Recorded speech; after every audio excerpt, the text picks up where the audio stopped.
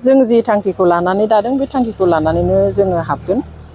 गिबियावथ' जोंनो बे बिटिसि हालामावहाय गासैबो मोनसे बिकल्प बा गुबुन राहा मोनसे नागिरनानै दङमोन, अल्टारनेटिभ मोनसे, बेखौ जोङो थोंजोङै होदों। दिनै इनफेक्ट जायफ्रा थाखानाय हान्जाफोरखौ आंगायदोंमोन बिसोरो हरै जाया हरै जाया, सोरबाया नेशनेल पार्टिफ्रावनो हाबनानैब्लाबो थागोन बेबायदि साननायफोरखौ दिनै जों होबथानो हादों। जे गोबां रायजो राजाया जोंजों फैदों। बेबादिनो जों सानो जे जोङो जोंनि बे बिटिसि हालामावहाय मानसिया साननाय बादि सोरबा भट बोखावनो जोंखौ लोरबां खालामनो नङा, नाथाय जोङो बिटिसिखौ गोख्रों खालामनोसो जोङो बिबान लानो आरो बाहागो लानो थाखाय एपिबिखौ जोनोम होदों। अल्टारनेटिभ पार्टि अफ बड'लेण्डनि नैबेयावहाय जोंहा काजोलगाव डिस्ट्रिक्ट कमिटिखौ जोङो दाफुंनानै लानो हाबाय। मोजां गोख्रों सोद्रोमाफोर जों मोनदों आरो दैदेनगिरिफोर मोनदों। जों आसा खालामो बेनि गेजेरजों जोङो दिनै चिरां डिस्ट्रिक्टआवहाय खामानिखौ मोजाङै मावफुंलांनो हासिगोन। बे जानोनो हाया, मा पलिटिकेल पार्टि दानो सोरबा सोरखौबा थुनज्लायनांगौनिथ' खोथा गैया। अलरेडि सोरनिबा फाव फान्दायनायाव दिनै जोंनि जि थै जिउ होनानै मोननाय बिटिसि बेयावहाय अलरेडि नेशनेल पार्टिया हाबखांखाबाय। बेनि थाखाय दायनिगिरिया सोरबासो अलरेडि हाबनाया, दा जों बेखौ बोरै गाबथाबायनो हागोन नामा? जोंहा बायदिसिना जोंनि 6 शेड्युलनि जि पावार फांसन्स गोहोफ्रा कार्टेल जालांबाय थागोन, बेफोरखौ जों हमथानो हागोन नामा?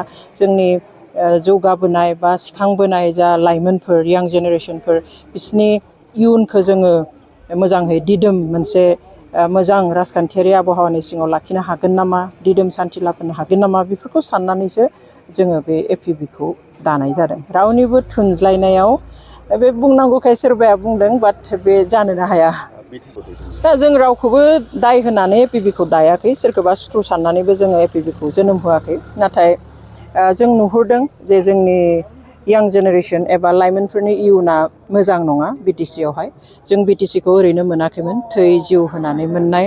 सोरबाया दासिम जेलाव दङ, बेवहाय जेलाव थानायफोरखौ मान होनानै, मुंख्लं जानायफोरखौ मान होनानै, जायफ्रा जिनाहारि खालामजादों बिसोरखौ मान होनानै, जायफ्रा बुख्रुब खालामजाबाय, इनाय अनागारै पुलिस, आर्मि, सिआरपिएफफोरजों इनाय अनागारै बाहायजाबाय, बिसोर गासैखौबो मान होनानै आरो जोंनि थाखानाय, जों बांद्राय मोनासैबाबो जि मोनदों बे थाखानायखौ जोङो होबथानो थाखायसो जोनोम होदों। आरो गुबुन जा हान्जा दंखायो बिसोर गावनि खामानि मावलांगोन, जों जोंनि खामानि मावलांगोन। नङा, बे नोंथाङासो नुवाखै खोमा। जों अलरेडि एपिबिनिफ्राय जायगायाव थांबाय, थांनानै रायजो राजाखौ लोगो हमहैबाय। जोंनि एपिबि हान्जानि स्थितिखौ जोङो क्लियारलि जोङो बुंबाय। लोगोसे जोङो हयथ' गुबुन हान्जाया दासिम होआखै, खिन्थु एपिबि पार्टिया गांसे गोसोखां बिलाइ मेम'रेन्डाम जोङो CEM प्रमद बर' बिथांनोबो जोङो अफिसाव गथायदों आरो आं गावनो पार्सनेलि प्रमद बिथांनो आङो सफ्ट कपिबो हरदों। बेवहाय जों थांदोंबो, जोंनि स्थितिखौ जोङो क्लियार खालामदों आरो जोङो मेम'रेन्डामबो होदों, बेखौ जाहाथे नायफिनो।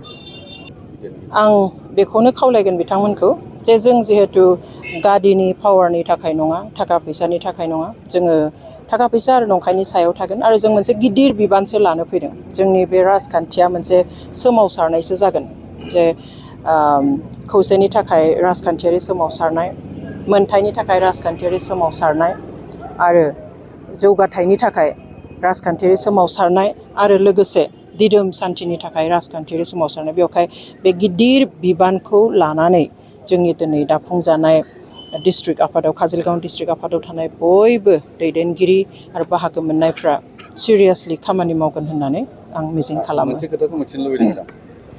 ना जों दासिम माबेयाव गेलेगोन बेखौहाय जोङो थांखिखौनो लाथ'वाखै। जों दा बे दाननि जुन दाननि 30 अक्ट'सिम जोंहा मोनसेल' सिंगोल हाबाफारि, बे जाबाय कमिटिफोर दानाय, डिस्ट्रिक्ट कमिटि, ब्लक कमिटि आरो प्राइमारि कमिटि आरो बुथ कमिटि। बेवहाय बे दाखांजोबनानै जुलाइआवसो जोङो जा इलेक्सन एबा बिसायख'थि फैगासिनो दङ बेनि थाखाय सावरायगोन। आरो जों दासिम मोन 40 सिटाव गेलेगोन ना मोन 20आव गेलेगोन बेखौबोसो थांखि लायो। ओमफ्राय गासैबो इलेक्सन रिलेटेड बाथ्राफोरखौ जोङो जुलाइनिफ्रायसो सावरायगोन। रायजो राजाफ्रा दासिमाव माबोरै समर्थन?